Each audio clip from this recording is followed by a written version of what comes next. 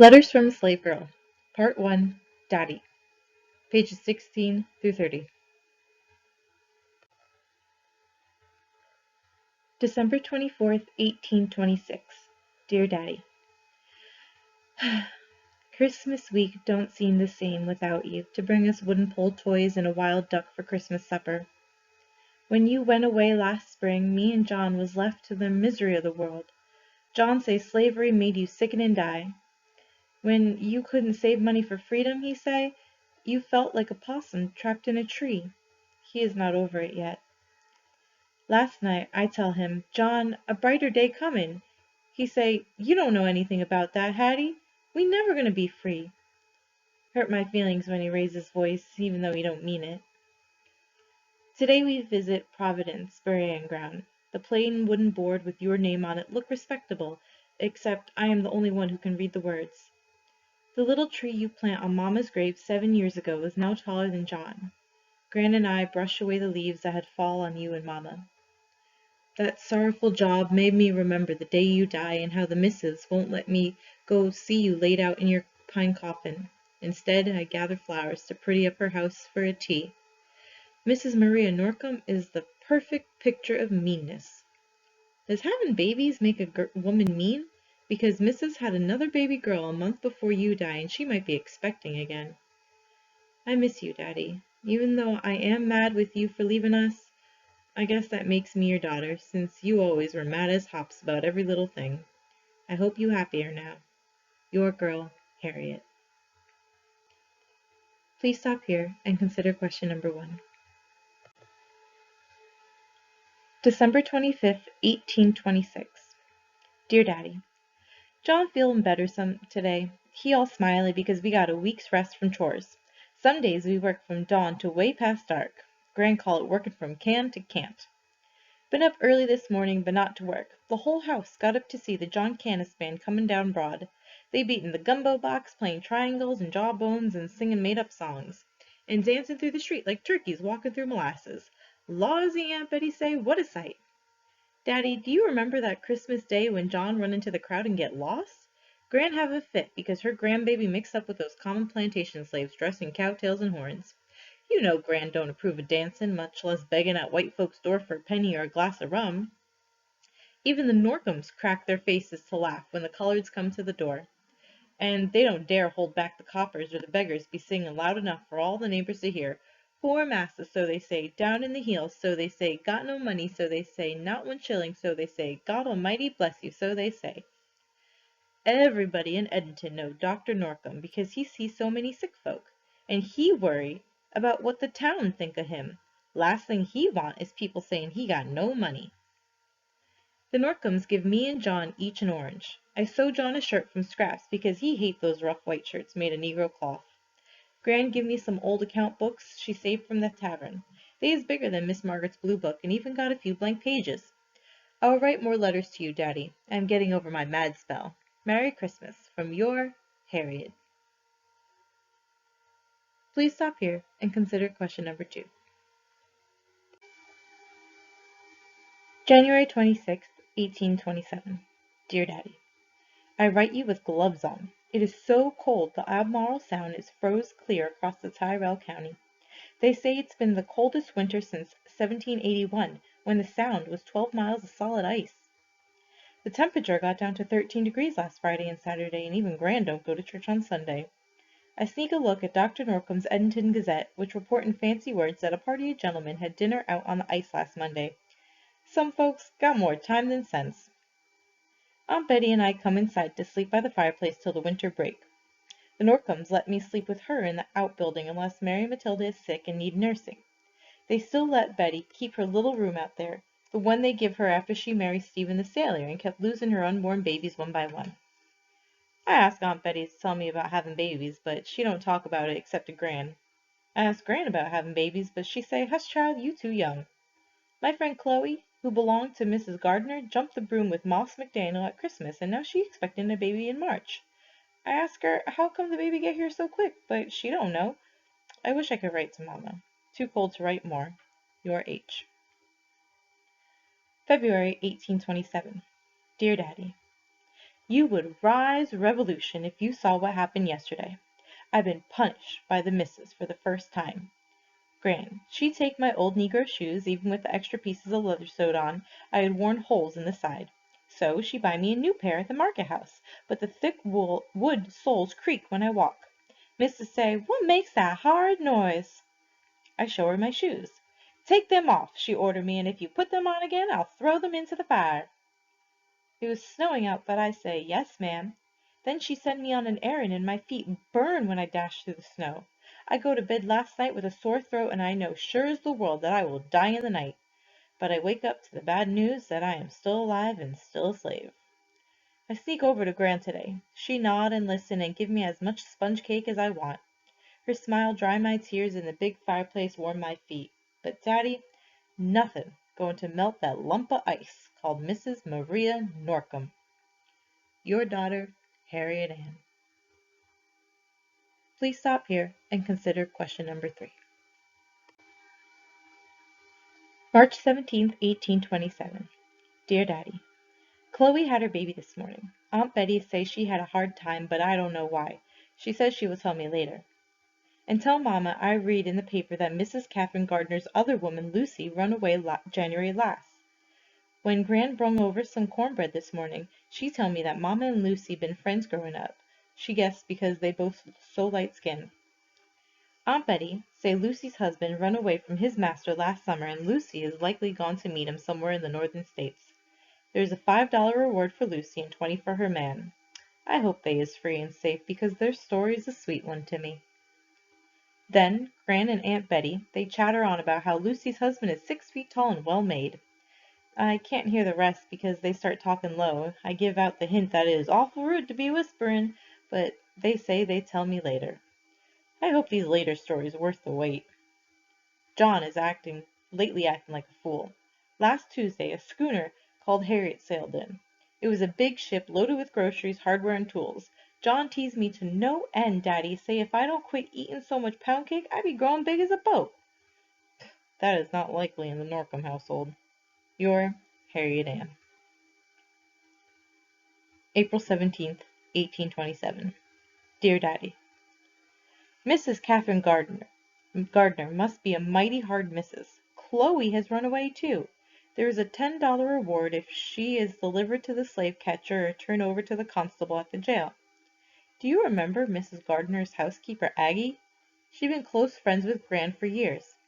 Chloe run away with Aggie's daughter, and they both show up at Gran's door begging her to keep Chloe's infant child. But Gran says she is too old to be raising any more children. I found her crying today.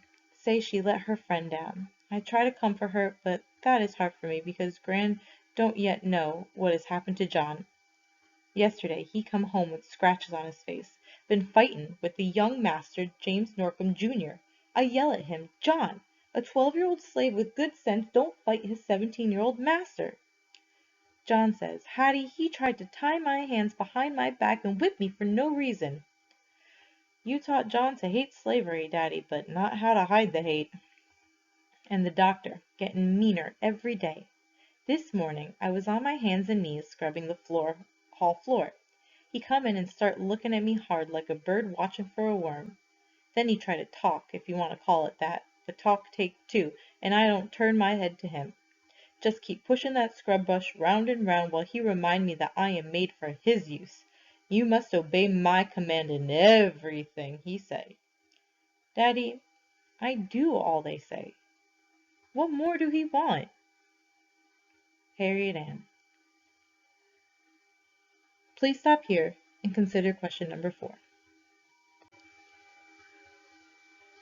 December 27th, 1827. Dear Daddy, Christmas week. Rest and finally time for my book. Mary Matilda been sick with the croup. I've been sleeping on the floor next to her trundle bed, bringing tea and hot toweling to loosen her chest. She's up and about now, so I can make new breeches for John and a real woolen dress for myself. That shapeless sack Mrs. Norcom gave me every winter make me look like a potato. And the linsey-woolsey is rough on my skin. Besides, it marked me as a slave. I wish I could wear broughton clothes like a free-colors in Edmonton buy from the northern ships. But there is a lot to wish for around here. Gran is tolerably well, and Aunt Betty been smiling like a cat because Uncle Stephen come home from sea on Christmas Day. Been sashaying in from her little house every morning act all secrety. Gran say it was a good thing Mary Matilda had the croup, and I had to sleep inside the big house. Yours, Harriet. December 28, 1827. Dear Daddy, the weather turned cold last night, and Gran's missus took ill. Gran say she might be in her last sickness. She been nursing her, till I worry about Gran getting sick too. With this cold snap seemed like John had to split and tote firewood all day long. It is Christmas week, but there is some chores we never free of. He grumbled about it, but he is helping me make new mattress ticks. I stitched the homespun cloth into sacks, and he stuffed them with fresh wheat straw. Last summer I lay by some dirty cotton left on the wharf. John going to mix it in the straw and change the stuffing in the pillow ticks. It cheer me up to have fresh bedding, even if it's not a chicken feather mattress like Gran got. Your daughter, Harriet Ann Jacobs. December 29th, 1827. Dear Daddy, old Mrs. Elizabeth Horniblow died today. Gran say her time had come. They has laid her out in winding sheets on a cooling board, and she be buried tomorrow.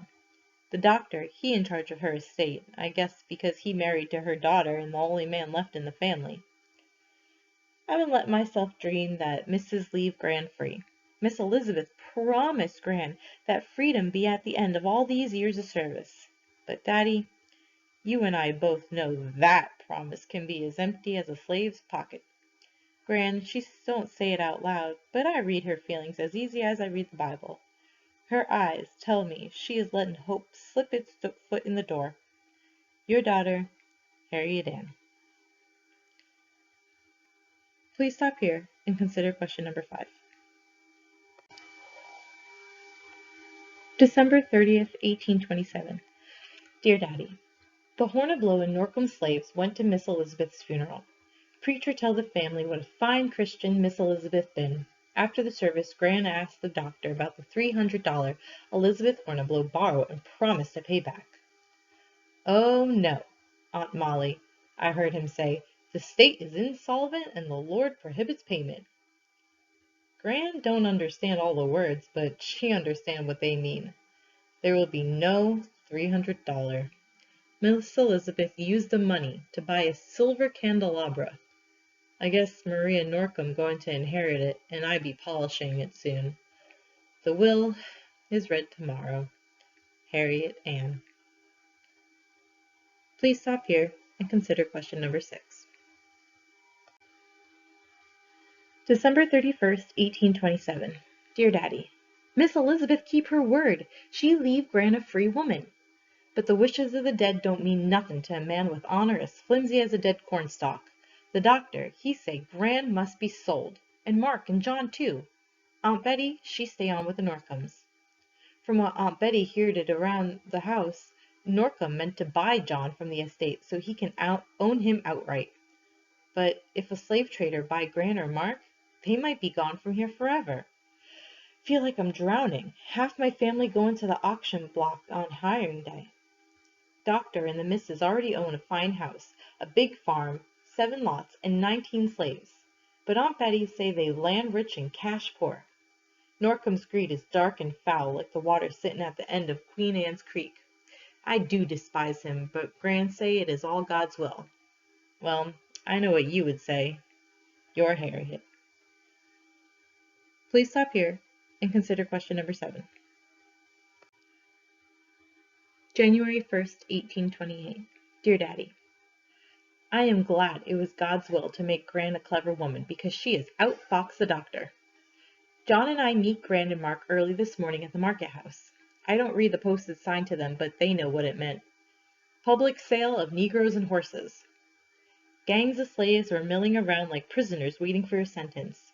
I did not let myself look at the faces of the women with children for sale. My heart too full of misery to feel anything else. Gran act meek as usual, but she have a secret smile that worry me. Say, Norcombe want to get rid of her at a private sale to save her pride, he claim, but she refuse.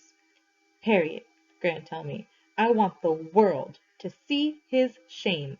If he sellin' me, then let him do it in public. Let everybody see he is a thief who have stole my freedom. Gran's high spirit don't make me feel a bit better, so I hold her hand all morning. I link our fingers together like a chain strong as the ones they put on slaves in jail. Please stop here and consider question number 8. Well, first comes the hiring out. The slaves crowd round the good masters, the ones they know give out blankets at Christmas and biscuits every Sunday. Please, master, hire me this year, they beg. I will work very hard, master. Then slaves for sale brung up. Everybody recognized Gran when she climb up on the block. They be eating her cake and crackers for years. They also know Miss Elizabeth meant for her to go free. Oh, Daddy, I love the look on old Norcom's face when the white folks call out, "Shame, shame! Who is going to sell you, Aunt Molly? Don't stand there, that's no place for you." The sheriff, he hold up Gran's arm and announced to the crowd, "I have Yellow Molly Hornblow here, who will start the bidding for this fine cook." I hold my breath, waiting to hear what my dear Gran is worth in cold cash. She stands still as stone. Not one soul bid. Suddenly, a soft voice called out, "50." The voice belonged to Hannah, Miss Elizabeth's sister. She'd been knowing Gran for 40 years, had tea with her just last week. Nobody raised the bid and I let out my breath. Guess the other white folks got too much respect for Gran's high reputation and Miss Hannah's 70 years. Please stop here and consider question number 9. Then they put Mark on the block. Every time the price go up, Miss Hannah speak out in her faint voice and go a little higher. Finally, she paid $400 for my Uncle Mark. Then it was John's turn, just like Aunt Betty thought. When the hammer come down, he'd been sold to Norcom for $298.50. Hannah don't read or write and signed the bill of sale with an X. I say a prayer of thanks when her palsy hand make that shaky mark. We were lucky. The very old man went for $1 and an old cook for 17. Another woman been offered for $20 to anyone willing to take her away. These poor souls be treated like work horses, all broke down. John is bitter now that he under Norcom's complete control. I try to comfort him. We all still together, I remind him, and Gran is safe. At least, as safe as a slave can be. Your daughter, Harriet Ann. Please stop here and consider question number 10.